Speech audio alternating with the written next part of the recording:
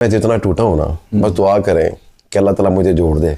सुख में सब साथी, दुख में न कोई। वाह, जज्बाती हो गए बट साहब। दोस्तों देखिए, दुआ ऐसी चीज है, किसी को देने के लिए पैसे नहीं लगते, आप वैसे मुफ्त में दे सकते हैं। तो दुआ एक दूसरे को लाजमी दे दिया करें। बात का तो होता है ना कि आपको थोड़ा सा डिप्रेशन हो रहा होता है या टेंशन हो रही होती है, तो उसको डाइवर्ट करने के लिए कुछ लोग तो रील्स देखना शुरू कर देते हैं, कुछ मूवीज़ देखना शुरू कर देते हैं। तो मेरा ये होता है कि मैं और बट साहब निकल जाते हैं पैदल ही, मतलब सड़क के ऊपर रात के टाइम थोड़ा घूमते हैं, लोगों को देखते हैं।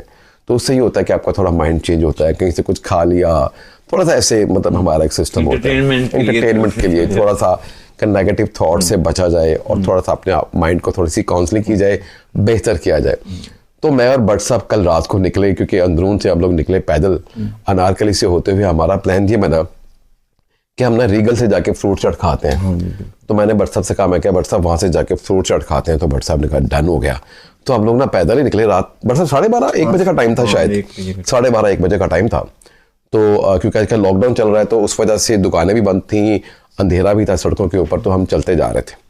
जैसे ही हम पहुंचे हैं, बस जीपीओ चौक के गिर्द बंदा बैठा था ना, वो जीपीओ चौक से थोड़ा सा आगे फुटपाथ के ऊपर ना दोस्तों, जैसे हम पहुंचे तो वहाँ भी हल्का सा अंधेरा था। तो एक साहब बैठे हुए थे, मतलब जीन्स की पैंट उसने पहनी हुई थी शायद, और शर्ट पहनी हुई थी, शर्ट के ऊपर उसके सिलवटें भी थी, बाल थोड़े से बिखरे हुए थे, मतलब ठीक बंदा था, मतलब पढ़ा लिखा लग रहा था, लेकिन उदासी उसके चेहरे, उदासी बहुत ज्यादा थी। तो मैं और बट साहब थोड़ा सा आगे निकल गए। बट साहब ने पीछे मुझे गाने सुनाते हुए चलते आ रहे थे, पंजाबी गाने सुना रहे थे, हम इंजॉय कर रहे थे। तो हम आगे निकल गए थोड़ा सा। तो मैंने कहा बट साहब ये बंदा जो बैठा हुआ है यार, ये बड़ा पढ़ा लिखा ही लग रहा है, खैर वो सही। तो बट साहब कहते हैं हाँ यार लग रहा है। बट साहब कहते चलो यार पता करें है कौन। वो मैं कहा बट साहब छोड़े यार, चलते हैं अपना एंजॉय करते हैं। बट साहब कहते नहीं यार, क्योंकि बट साहब ना दोस्तों बड़े हसास आदमी है, बट साहब रुक जाते हैं ऐसी कोई चीज़ देखे ना। तो मुझे बट साहब कहते हैं चलो जी चलते हैं। हम वापस उसके पास आए, तो ना आके उसके बाद बैठे। तो अच्छा, जब हम उसके पास आके बैठे ना दोस्तों, तो उस शख्स ने हमारी तरफ देखा भी नहीं। मतलब वो पता नहीं किस सोच में था, किस ट्रांस में था, उसको इतना भी महसूस नहीं हुआ कि कोई उसके पास आके बैठा है। एनीवेज, तो मैंने ना उसको ऐसे करके लाया, मैं क्या भाई खैरियत है ना, बड़े इधर बैठे हैं सड़क के ऊपर, उदास बैठे हुए हैं। तो उसने ऐसे देखा और अच्छा दोस्तों मजे की बात बताऊं, उसने ऐसे देखा और मुस्कुरा दिया। वो जब मुस्कुराया ना, मैं क्या यार ये बंदा इतनी उदासी में बैठा हुआ था, जब हमने उसको पूछा है और ये हंस पड़ा है, ये मुस्कुरा दिया है। तो मैंने कहा भाई खैर हो, मतलब रात के इस पहर आप यहाँ बैठे हैं, उदास भी लग रहे हैं, खैरियत है ना। तो कहता यार जिसका सब कुछ लुट जाए ना, तो वो फिर ऐसे ही बैठता है, ऐसे ही बैठ के गाड़ियां गिनता है, ऐसे ही बैठ के मोटरसाइकिलें गिनता है। कुछ लोग सितारे गिनते हैं, ठीक है, और कुछ लोग जो मेरे जैसे होते हैं जिनका सब कुछ लुट जाता है, जिनको सब छोड़ जाते हैं, तो फिर ऐसे ही बैठ जाते हैं आके। अच्छा बट साहब उसने कितनी खूबसूरत बात की दोस्तों, उसने इतनी खूबसूरत बात की। कहता लेकिन मैं परेशान नहीं हूँ, मैं उदास नहीं हूँ, आप मुझे उदास ना कहें, मैं ठीक हूँ। लेकिन ये है कि मुझे दुनिया का पता चल गया कि ये जो दुनिया है ना, ये किसी की नहीं है। मैंने कहा अच्छा। तो मैंने कहा आप अगर आप माइंड ना करें तो, मतलब वैसे हम भी अभी निकले थे थोड़ा सा घूमने फिरने के लिए, तो आप बताएंगे खैरियत है ना, मतलब यहाँ बैठे हैं। कहता है मैं आपको बड़ी सीधी सी बात बताता हूँ कि मेरी ना बड़ी अच्छी जॉब थी, सब कुछ बड़ा सही चल रहा था, सैलरी भी अच्छी थी, पैसे की रेल पेल थी, हाँ सब कुछ था। मतलब कितना उसके बाद वो कितना इमोशनल हो गया। कहता सब कुछ था, तो मतलब घर, फैमिली, बहन भाई, दोस्त सारे। कहता जब तक मेरे पास सारा कुछ था तो सारे मेरे साथ थे। जैसे मेरी जॉब गई है, मेरे मामला खराब होना शुरू हुए हैं, आई डोंट नो, सब मुझे छोड़ना शुरू हो गए। और दोस्तों के बारे में उसने बात की कि दोस्त, मैंने कहा और दोस्त भी छोड़ गए सारे। कहते यार दोस्तों को आपको पता होना चाहिए, दोस्त जो होते हैं ना, बहुत से दोस्त सिर्फ इसीलिए आपके साथ होते हैं कि आपका अच्छा वक्त होता है, और जब आपका अच्छा वक्त नहीं होता ना तो आपके साथ नहीं होते।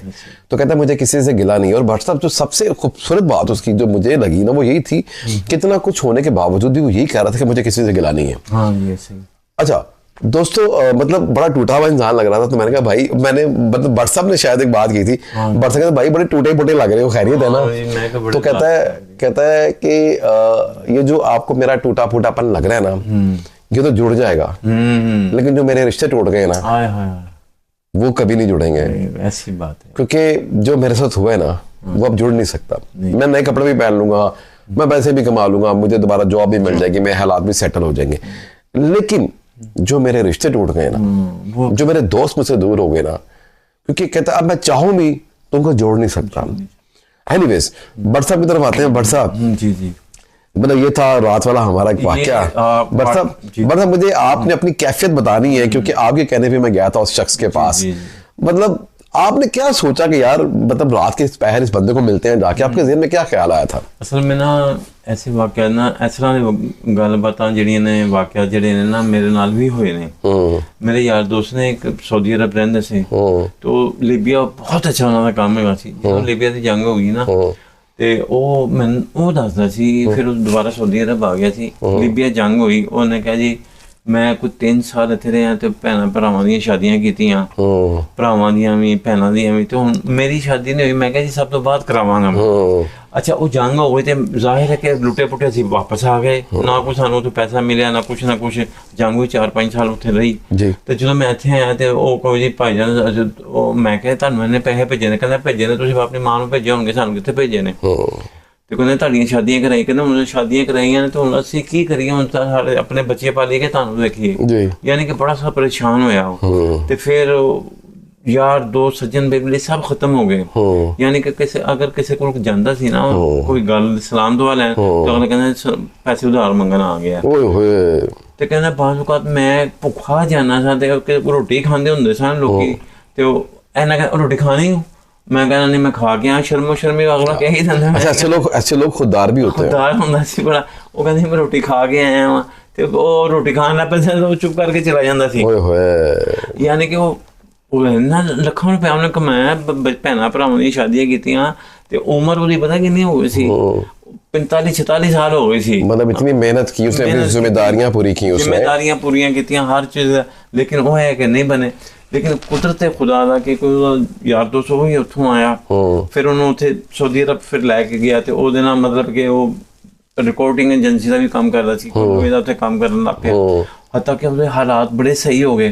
हुन लोग सारे अस्सलाम वालेकुम मामा जी की हाल है, ठीक ठाक, ये है वो। कहना भाईजान मैं ना हुन की कीता वे कि जिन्नी जमा पूंजी हुन मैं अपनी कोल ही रखी है, वो भी कहना अस्सलाम वालेकुम, मैं भी कहना अस्सलाम वालेकुम। ठीक है, तो गल है कि ए वाकया जेडे ने ना जिंदगी दे नाल चलदे रहंदे ने। भट्ट साहब वो सॉरी वो गाना भी ठीक है, किसी दा नहीं कोई इत्थे यार सारे झूठे ने, ये वाकई सही है? वो नहीं है, सुख में सब साथी, दुख में न कोई। वाह, जज्बाती हो गए भट्ट साहब। ये जिंदगी है ना, जिंदगी। भट्ट साहब वैसे एक छोटी सी बात आपसे और मैं करना चाह रहा हूँ, फिर दोस्तों से इजाजत लेते हैं। यार भट्ट साहब, हम ऐसे जानबूझ के करते हैं, या हम लालची हैं, या हम मौका परस्त हैं, हम खुदगर्ज हैं? नहीं भट्ट साहब, मतलब क्यों करते हैं हम ऐसे यार? मतलब क्या वजह क्या है? आपको क्या लगता है हम क्यों करते हैं ऐसे? देखिए दोस्तों, सॉरी भट्ट साहब से पूछूंगा, आपने भी अपनी राय का इजहार लाजमी करना है, और अगर आप इस वीडियो के साथ अपने आप को रिलेट कर रहे हो तो कमेंट्स में जाके आपने भी अपनी बात लाजमी करनी है, कोई ऐसी बात जिससे और लोगों को मोटिवेशन मिले, खास तौर पे ऐसे शख्स के लिए जो हमें माल रोड पे मिला था, अगर वो हमारी वीडियो को देखे उसको भी मोटिवेशन मिले, ताकि हमारे वीडियो से लोग इनकरेज हो, डिस्करेज ना हो। हमारा वीडियो बनाने का मकसद डिस्करेज करना नहीं है। जी भट्ट साहब क्या कहेंगे? मैं ये कह रहा हूँ कि देखो आजकल माँ बाप को भी ना वो नहीं अपना क्या शेल्टर होम सारी उम्र माँ बाप ने पालते हैं, गर्मी सर्दी तो उनको शेल्टर में, तो ऐसे लोगों को चाहिए कि उन्होंने भी वो वक्त आना है, उनके ऊपर भी आना है। ये आने वाला वक्त देखने वाले जो लोग होते हैं ना, वो ऐसे काम नहीं करते। वो अभी आपको मैं बता रहा हूँ कि जिनकी दिमाग पागल हो जाते हैं, अंधे हो जाते हैं, तो वो क्या कहते हैं, माँ बाप को भी वो कुछ नहीं समझते, वो शेल्टर होम में छोड़ जाते हैं। तो ऐसे हमें चाहिए कि हमारा माशरा दीन इस्लाम ये नहीं कहता, अपने माँ बाप की इज्जत करनी चाहिए और अपने आप को हाजिर दिमाग रखना चाहिए, ताकि आपके भी हालात सही हों और वो जो बीजेंगे वही काटेंगे। और सबके साथ, माँ बाप के साथ, अपने दोस्तों के साथ, अगर आपके ऊपर किसी ने कोई एहसान किया है या किसी ने आपके लिए कुछ अच्छा किया है तो उसको याद रखें। आप नहीं ना याद रखें, लेकिन कम से कम उसके सामने ऐसे मत करें कि वो बंदा उस शख्स की तरह मालूट पे बैठा हो, टूटा हुआ। मुझे वो कह रहा था दोस्तों, उस शख्स ने मुझे एक बात की, मतलब आपको याद है उसका जुमला? नहीं, आप थोड़ा आगे निकल गए थे। जब हम निकलने लगे ना वहां से तो उसने एक बात की, उसने कहा कि भाई आपसे एक दरख्वास्त करूं। मैंने कहा क्या? अच्छा भट्ट साहब मेरे ज़हन में ये आया था कि शायद पैसे मांगेगा।